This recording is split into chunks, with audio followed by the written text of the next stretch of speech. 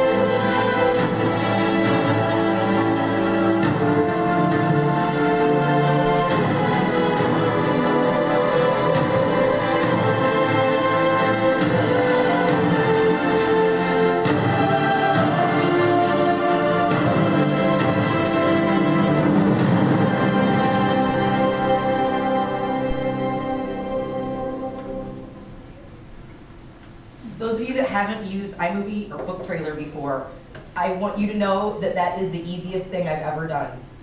It is so freaking easy if you just find some pictures that are relevant to your topic, and it's really easy to find pictures about Hitler's Germany and these ambassadors, because they've been really well publicized since Erik Larson's book came out. But In the Garden of the Beast, I think, is one of the most exciting books I've read in years.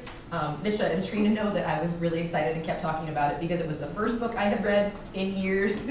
After I can't read while I'm pregnant, I can't read with a baby. Like, it was the first one, like a real grown-up book that I sat down and plowed through, and I can't say enough good things about it, and I can't let it go because I still haven't actually read another non-professional book since then. But iMovie I thought would be a really fun app to share, and Vimeo another way to store those videos and share them in a way that it's not just putting them up on YouTube or just storing them in your photos section. So, yay. Yes?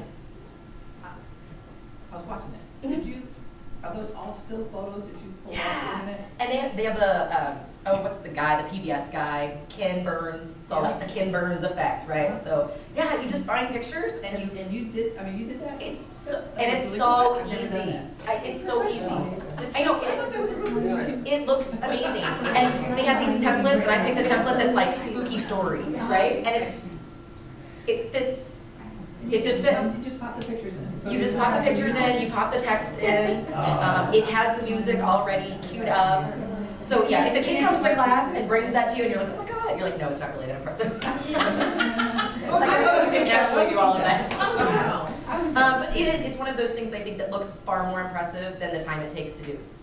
It took me more effort last week to figure out how to show it to you. But Vimeo is the solution. So how long do you estimate you spent putting that together? 30 minutes. Wow. And that's from start to finish. That included finding all the images. Oh my God. One of my favorite stories from the book, oh, since we're just here talking, I know we have other things to do, but if you haven't read the book, have any of you guys read the book?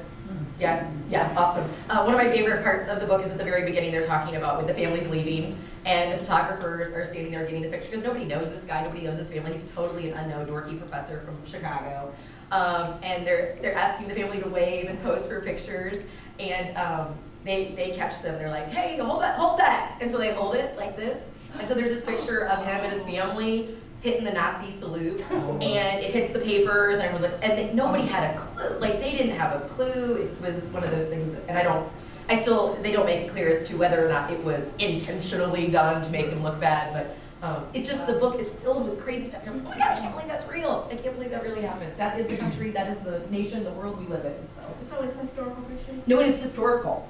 It's not fiction? The conversations are fictionalized, but it is all based on the journals of the ambassador and his daughter. It is, and so they're kind of lined up together to prove accuracy based on like actual historical events. I mean, she was fixed up to go on a date with Hitler. Like, these are real things that happen. It's very wild, very wild. But you said, and the author's the same as Devil in the White City. Devil in the White City, and I love Devil in the White City. I love Thunderstruck. So, you know, I love how he's able to incorporate like a very personal story with this huge world event. So it's unbelievable. There is another program that is identical to iMovie that I used at Smithton Middle School, and we have this program available to public school. I'm not sure if who purchased that. It's a photo story, and we did that with our students. And it's identical theme. You have to select your music. You have to select.